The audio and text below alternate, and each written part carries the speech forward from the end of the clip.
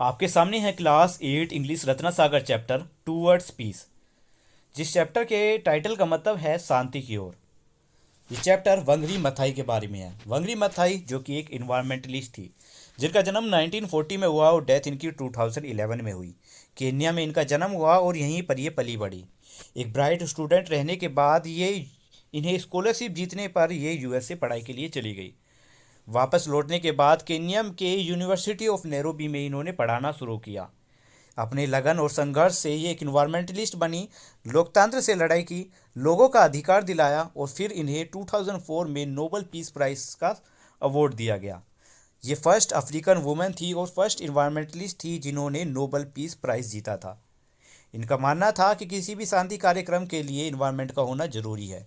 इन्होंने हमें ये एहसास भी दिलाया, अगर हम इन्वायरमेंट को इसी तरीके से तबाह करते रहे तो पृथ्वी पर कहीं भी शांति नहीं बचेगी। साथ ही इन्होंने लोगों को ट्रीज लगाने और फॉरेस्ट को बचाए रखने के लिए प्रेरित किया। तो चैप्टर शुरू करते हैं। इसमें लिखा हुआ है कि वंगरी मथाई का पेड़ों के प्रति जुनून और इन्वायरमेंट के प्रति लगाव इन्हीं के गांव और इनके ग्रामीण इलाकों से इनके अंदर उभरा था, जहां पर ये जन्मी थी। यहाँ पर इन्होंने अपनी ग्रैंडमदर और अपने परिवार के दूसरे लोगों से प्रकृति का सम्मान करना सीखा। इन्होंने बताया कि इनके परिवार के घर के पास एक बड़ा सा फिग ट्री था, जिसे इनकी ग्रैंड मदर बड़ा ही पवित्र मानती थी, जिसके बहते हुए झरने से ये अपने घर के लिए पानी भरकर लाया करती थी। इसका झरना वहीं के फिग ट्री से प्रोटेक्टेड था, जिसकी जड़ें वहाँ की पानी को बचाए रखती थी। फिग ट्री से करीबन 200 यार्ड दूर एक बहता हुआ पानी था, जिसका नाम था कुनगु। ये इतना साफ और इतना स्वच्छ था कि हम सीधा इसी से पानी पिया करते थे। वंगरी मथाई जब जवान हुई तो क्या हुआ कि जैसे कि वहाँ की केन्या की जो दूसरी लड़की थी, उनको स्कूल जाने का इतना चांस नहीं मिल पाता था।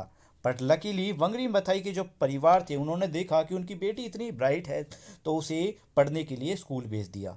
वो इतनी स्मार्ट थी कि यूएसए के लिए उन्होंने स्कॉलरशिप जीत ली और फिर स्कॉलरशिप के बिहार पर वो यूएसए पढ़ने चली गई। कॉलेज ख़त्म होने के बाद जब वो केन्या वापस लौटी तो वो Nairobi of university of Nairobi में पढ़ाने लगी। फिर फिर बताया गया है इनके बारे में कि ये फर्स्ट वुमेन थी जिन्होंने पीएचडी की थी ईस्ट और सेंट्रल अफ्रीका से, और फर्स्ट वुमेन थी जिन्होंने यूनिवर्सिटी ऑफ डिपार्टमेंट की हेड बनी। वंगरी मथाई एक सक्सेसफुल इंसान थी, एक कामयाब इंसान थी और एक अच्छी शांति भरी और एक अच्छी लाइफ ये जी सकती थी। लेकिन हालांकि इन्होंने वापस आने के बाद पाया कि यहाँ की जो जगह है वो डिफोरेस्टेशन से भर गई है, यानी यहाँ की पेड़ों की कटाई बहुत ज़्यादा हो रही है, जिसकी वजह से संसाधन ना होने की वजह से लोगों में कमजोरी आ गई है और यहाँ पर अकाल पड़ चुका है। फिर बताया इन्होंने कि पहले जब ये यहाँ पर रहा करती थी, जब ये छोटी थी, तो ये श्रब्स, क्रीपर्स यानी बेले, फर्न्स और ट्रीज, इन सभी पेड़ पौधों से ये जगह भरी रहती थी, क्योंकि यहाँ पर लगातार बारिश होती थी और ये विश्वास है कि इनके हर जगह उस समय साफ पानी मिला करता था। यहाँ पर जो खेतें हुआ करते थे उनमें अच्छे से पानी रहा करता था, जैसे मेज़ के खेत, बीन्स के खेत, वीट के खेत, वेजिटेबल्स के खेत, ये सारे खेतों में अच्छे से पानी मिला करता था। जो है उस समय भुखमरी का कोई नामो निशान भी नहीं था। ये सारी बातें उन्होंने अपनी बचपन की यादों को ताज़ा करते हुए बताया है हमें। वंगरी मथाई ने सोचा कि क्या हो चुका है हमारी इस जगह को जिस पर ये रहा करती थी। क्यों वुमेन्स को साफ पानी नहीं मिल पाता, स्वच्छ खाना नहीं मिल पाता अपने परिवार के लिए। अब जब इनकी इन सभी समस्याओं की जड़ों में ये पहुंची तो इन्हें महसूस हुआ कि अब हमें रिफोरेस्टेशन करना होगा, यानी हमें पेड़ों को लगाना शुरू करना होगा और कुछ ना कुछ तो करना होगा इस बारे में। तो उन्होंने फैसला किया कि वो पेड़ लगाना शुरू करेंगे। तो इसके लिए उन्होंने एक ग्रीन बेल्ट मूवमेंट स्टार्ट किया, जो कि इन्होंने एक स्मॉल नर्सरी से किया था और ये इनके बगीचे से ही शुरुआत हुई थी। यानी इनकी बगीचे में एक स्मॉल नर्सरी इन्होंने बनाई, जहाँ पे से इन्होंने ग्रीन बेल्ट मूवमेंट का शुरुआत की। बाद में ये ऑर्गेनाइजेशन इतनी बड़ी हो गई कि इन्होंने अफ्रीका में लगभग मिलियंस में प्लांट्स लगा दिए। डिफोरेस्टेशन दुनिया के दूसरी जगहों में भी देखे जा सकती हैं। और ये ऐसा इसलिए होता है क्योंकि वहाँ के जब लोग होते हैं वो ट्रीज़ को बहुत ज़्यादा काटते हैं, जिससे कि वो वहाँ पर कैश क्रॉप्स लगा सकें, ऐसी फसलें जिनसे कि कुछ कमाया जा सके। ऐसी फसलों को लगाने के लिए वो पेड़ों को काट देती हैं और फिर पेड़ों को काट कर फिर साथ में या फिर हाई बिल्डिंग्स बना देती हैं। इससे बेचारे गरीबों को बहुत ही ज़्यादा नुकसान होता है। बहुत से वुमेन्स और चिल्ड्रंस गरीबी में और भुखमरी में धकेले जाती हैं। इन सभी बातों को ध्यान में रखते हुए वंगरी मथाई को ये रियलाइज़ हुआ कि इन्वायरमेंट को सही करना होगा और लोगों को उनकी अधिकार और लोकतंत्र से लड़ाई करनी होगी।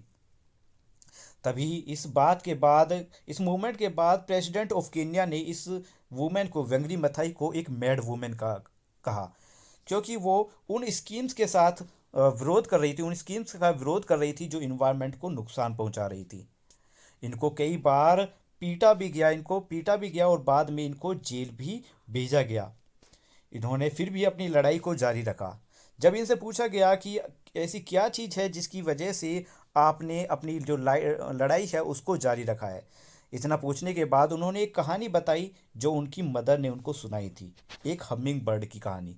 हमिंग बर्ड की कहानी ये है कि एक समय की बात है, एक जंगल में एक भयानक आग लगी हुई थी। सभी जानवर, जंगल के जो जानवर थे, वो जंगल से बाहर निकलकर जंगल के कोने पर जाकर खड़े हो गए और सब कुछ जंगल में, वो सभी लोग जंगल को जलते हुआ देख रहे थे और अपने आप को लाचार महसूस कर रहे थे, सिर्फ एक हमिंग बर्ड के अलावा।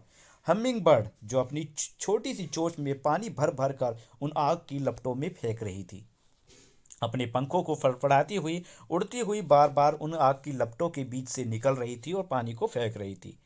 सभी जानवर बड़ी लाचारी से, हेल्पलेस होते हुए उसे देख रहे थे। यहाँ तक कि जो बड़े जानवर जैसे एलिफेंट, जो अपनी सूंड में पानी भरकर, बहुत सारा पानी भरकर उस आग पर फेंक सकती हैं, वो भी बड़ा ही लाचार महसूस कर रहे थे। फिर उन्होंने हमिंग बर्ड से कहा कि तुम्हें क्या लग रहा है, तुम क्या सोचती हो कि तुम इतनी छोटी हो, ये इतनी आग इतनी बड़ी है, तुम कैसे मदद कर सकती हो। तब हमिंग बर्ड ने ज़्यादा देरी न करते हुए कहा कि मैं अपनी तरफ से पूरी कोशिश कर रही हूँ और यही है जो अब हमें करना चाहिए। मैं वही हमिंग बर्ड हूँ, वंगरी मथाई ने कहा कि मैं भी वही हमिंग बर्ड हूँ, मैं वही हमिंग बर्ड बनना चाहती हूँ और मैं चाहती हूँ कि सभी अपनी ज़िंदगी में ऐसे ही बने। इसी से सभी के ये कुछ बदलाव आएगा। पीपल्स, सभी जो लोग हैं वो वार के बारे में, पीस यानी शांति, डेमोक्रेसी यानी लोकतांत्रिक, ह्यूमन राइट यानी लोगों के अधिकार, और पेड़ों के प्रति जो डिग्रेडेशन यानी पेड़ों के प्रति जो तबाही है, इन सभी के बारे में सभी लोग जानते हैं। पर सभी लोग ये जानने के बावजूद भी वो सोचते हैं कि आइसोलेशन में रहकर इस समस्याओं का समाधान हो सकता है बिना किसी काम के। तो ऐसा नहीं है। तो ये सारी बातें जो इन्होंने बताई है कि लोग ये सोचते हैं कि आइसोलेशन यानी अकेले रहकर, मतलब घर पर बैठे हुए हम इन समस्याओं का समाधान कर सकते हैं, तो ऐसा नहीं हो सकता। ये सारी बातें जो अब तक हमने पढ़ी है, इन्होंने अपनी नोबल पीस जो प्राइज़ था उसको एक्सेप्ट करते हुए स्पीच में कहा था। ठीक है। और साथ ही इन्होंने कहा था कि किसी भी डेवलपमेंट के लिए, लोकतंत्र के लिए और या शांति, ये सभी चीज़ें इंडिविजुअल है। ठीक है, यानी इन सभी को अलग नहीं किया जा सकता, इन सबको एक साथ रखना होगा हमें। ठीक है, यहाँ तक ये इन्होंने जो स्टोरी थी ख़त्म हुई है। अब बात करते हैं इनकी स्पीच के बारे में। यहाँ पे लिखा हुआ है एक accept from Wangari Maathai Nobel peace prize accepting speech, यानी वंगरी मथाई का नोबल पीस प्राइज को एक्सेप्ट करते हुए जो स्पीच कही है उसका ये अंश है। ठीक है, तो इन्होंने क्या स्पीच की है उसका एक छोटा सा अंश यहाँ पे दिया गया है। इन्होंने कहा है कि एक अफ्रीकन वुमेन के तौर पर इस प्राइस को एक्सेप्ट करते हुए मैं उन लोगों का, जो केन्या के जो लोग हैं और अफ्रीकन के जो लोग हैं और पूरी यहाँ तक कि पूरी दुनिया का, इनकी तौर से इस प्राइस को स्वीकार करती हूँ।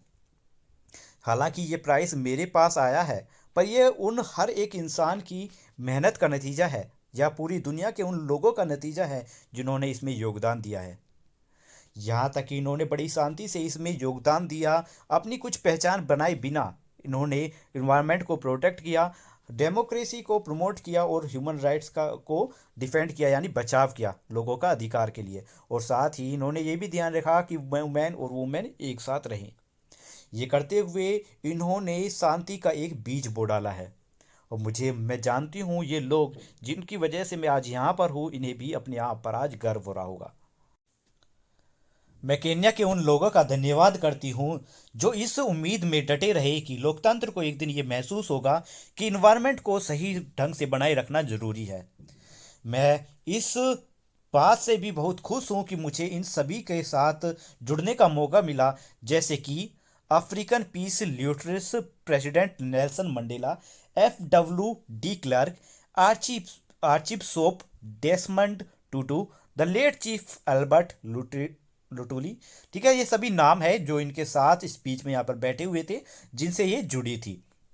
फिर उन्होंने कहा कि मैं ये भी जानती हूँ कि सभी अफ्रीका के सभी लोग आज की इस न्यूज़ को देखकर बड़े ही प्रोत्साहित हुए हैं। मैं अपने अफ्रीकन दोस्तों से कहती हूँ कि हमें जो ये पहचान मिली है, हमें इसको बनाए रखना है, हमें अपने बात पर डटे रहना है और आगे बढ़ता रहना है। चलिए अब लोकतांत्रिक गवर्नमेंट को स्वीकार करते हैं और ह्यूमन राइट्स को प्रोटेक्ट करते हैं, यानी बचाते हैं, और साथ ही इन्वायरमेंट को भी बचाते हैं। और मैं इतनी कॉन्फिडेंट हूँ कि हम जल्द ही आगे बढ़ेंगे। और मुझे ये महसूस होता है, मेरा ये मानना है कि हमारी किसी भी समस्याओं का समाधान हम खुद ही कर सकते हैं। किसी भी समस्या का समाधान किसी और से नहीं, बल्कि हमारे अंदर से ही आएगा। फिर इन्होंने नॉर्वेगन नोबल कमेटी को धन्यवाद करते हुए कहा कि इन्होंने डेमोक्रेसी और पीस को दुनिया के सामने उजागर किया है इस प्राइज़ के ज़रिए। और मैं इनका धन्यवाद करती हूँ कि इन्होंने ये सारा हमारे लिए ये पीस प्राइज़ दिया है और लोगों को जागरूक किया है, लोगों को डेवलपमेंट, डेमोक्रेसी और पीस इनके बारे के विचारों के बारे में बताया है। ये सारी बातें ये स्पीच में के दौरान इनको धन्यवाद कर रही हैं, जो नोबल कमेटी हैं इनको धन्यवाद करती हुई बोल रही हैं कि इन्होंने मुझे पीस प्राइज़ दिया है, इसके लिए मैं इनको धन्यवाद करती हूँ और लोगों को जागरूक भी किया है इसके प्रति। अब इन्होंने बताया कि अपनी इंस्पिरेशन के बारे में। इन्होंने कहा, वंगरी मथाई ने, कि मेरा इंस्पिरेशन मेरी चाइल्डहुड एक्सपीरियंस से आया। मैंने जो केन्या के ग्रामीण इलाकों में देखा, जब मैं बड़ी हुई तो मैंने देखा कि जो फॉरेस्ट है उनको हटाया जा रहा है, उनको काटा जा रहा है, और उनकी जगह पे कमर्शियल प्लांटेशन लगाई जा रही हैं, फैक्ट्रीज लगाई जा रही हैं, और साथ ही लोकल बायोडाइवर्सिटी को डिस्ट्रॉय किया जा रहा है। और साथ ही जो वाटर को बचाए रखने की जो ज़मीन की क्षमता है या फॉरेस्ट की क्षमता है, उसको भी ख़त्म किया जा रहा है। 1977 में मैंने ग्रीन बेल्ट मूवमेंट चलाया। पहले तो मैंने उन ग्रामीण वुमेन्स की ज़रूरतों की तरफ ध्यान दिया, जैसे कि लैक ऑफ फायरवुड, मतलब जलाने के लिए लकड़ियाँ, साफ़ पानी, सही खाना, रहना, और साथ ही इनकम यानी आय। तो इन सभी के पहले मैंने ध्यान दिया, क्योंकि अफ्रीकन वुमेन्स जो है वो प्राइमरी केयर टेकर होती है। उनकी रिस्पॉन्सिबिलिटी होती है खेत को जोतना, परिवार को खाना पोषण करना यानी खाना देना। तो ये सारी उनकी ज़रूरतें पहले पूरी करनी थी। फिर और यहाँ तक कि ये पहले इंसान थे जिन्हें इन्वायरमेंट डैमेज की तरफ अवेयर कराया गया, क्योंकि रिसोर्सेज कम होते जा रहे थे और ये कैपेबल नहीं थे कि अपने परिवार का पालन पोषण कर सके। मुझे समझ आया कि इन्वायरमेंट को डिस्ट्रॉय किया जा रहा है, इन्वायरमेंट को लूटा जा रहा है, मिसमैनेज किया जा रहा है, जिसकी वजह से हम अपनी ज़िंदगी, हमारे अपनी लाइफ को की क्वालिटी को ही नहीं बल्कि आने वाली जनरेशन को की ज़िंदगी को भी ख़राब कर रहे हैं। तो ट्री प्लांटेशन यहाँ के सभी लोगों के लिए, यहाँ तक कि वुमेन्स के लिए एक ज़रूरत बन चुकी थी। और ट्री प्लांटेशन बड़ा ही साधारण काम है, बड़ा ही आसान काम है, और इससे बड़ा ही जल्दी ही इसका रिजल्ट मिलता है, और वो भी उचित समय में। तो इसकी वजह से हमने करीबन 30 मिलियन ट्रीज लगाए, जिससे हमें फ्यूल मिला यानी जलाने के लिए लकड़ियाँ मिली, फूड मिला, शेल्टर मिली यानी घर रहने के लिए घर मिला, बच्चों को सपोर्ट मिला, उन्हें एजुकेशन मिली, और घर की जो ज़रूरतें हैं वो पूरी हुई। इसके साथ साथ इनके यहाँ के सभी लोगों को रोजगार मिला, सोइल की जो गुणवत्ता है वो बढ़ी, और वाटर शेड की जो गुणवत्ता है वो बढ़ी। वाटर शेड यानी नदी तालाब इनकी ये भी अच्छे हो गए। इनके इन्वॉल्वमेंट की वजह से, इसमें हिस्सा लेने की वजह से वुमेन्स को अपने अधिकारों के प्रति जागरूक कराया गया, उन्हें अपने अधिकार पता चले, साथ ही उन्हें अपनी सोशल इकोनॉमिक पोजीशन भी मिली, यानी अपनी आर्थिक स्थिति उन्हें समझ आई और इनकी परिवार में इनकी एक अहमियत बन गई। और ये काम हमारा अभी भी जारी है। शुरुआत में तो ये काम बड़ा ही मुश्किल था, क्योंकि इतिहास में ये माना जाता है, लोग ये मानते थे कि वो बहुत ज़्यादा गरीब हैं, उनके पास कुछ पैसा भी नहीं है और साथ ही वो उनके पास नॉलेज भी नहीं है, यानी ज्ञान भी नहीं है, ना ही कोई स्किल है। ये बड़े ही चैलेंजेस इनके सामने आते थे। इंस्टेड ये यहाँ तक ये भी सोचते थे कि इनकी समस्याओं का समाधान कहीं बाहर से आएगा। और वुमेन्स तो उस समय यही सोचती थी कि वुमेन्स को तो इतना भी नहीं पता था कि उनकी जो ज़रूरतें की जो चीज़ें हैं वो सभी इन्वायरमेंट पर ही डिपेंड करती है। अगर इन्वायरमेंट अच्छा होगा, हेल्थी होगा और वेल मैनेज होगा तो उनकी जो ज़रूरतें हैं वो भी पूरी हो सकती है। और यहाँ तक कि यहाँ के जो लोग हैं इस बात से भी अनजान थे कि यहाँ की जो पेड़ की जो कि इन्वायरमेंट का जो ख़राब हो रहा है, इसकी वजह से जो रिसोर्सेज है वो कम होते जाएंगे और इनकी गरीबी बढ़ेगी, इससे लड़ाई भी होगी। और ये इस बात से भी अनजान थे कि यहाँ की इंटरनेशनल इकोनॉमिक अरेंजमेंट भी इनके साथ सही व्यवहार नहीं कर रही है, इनके साथ जस्टिस नहीं कर रही है। तो इसको सुधारने के लिए हमने लोगों को एजुकेट करना शुरू कर दिया। हमने एक एजुकेशन प्रोग्राम शुरू किया जिसमें लोगों की समस्याओं, उनकी कहाँ से वो समस्याएं पैदा हुई हैं और उनके सॉल्यूशन क्या हो सकते हैं, इनके बारे में हम उन्हें बताते हैं। सारी बातों को कनेक्ट करने के बाद कि क्या इनके एक्शंस हैं, क्या प्रॉब्लम्स हैं, इनको ध्यान में रखते हुए ये इन्वायरमेंट और सोसाइटी को की तरफ देखते हैं, इनका ध्यान रखते हैं। तो ये यहाँ पे स्टोरी ख़त्म होती है। वीडियो कैसी लगी है कमेंट करके ज़रूर बताना। थैंक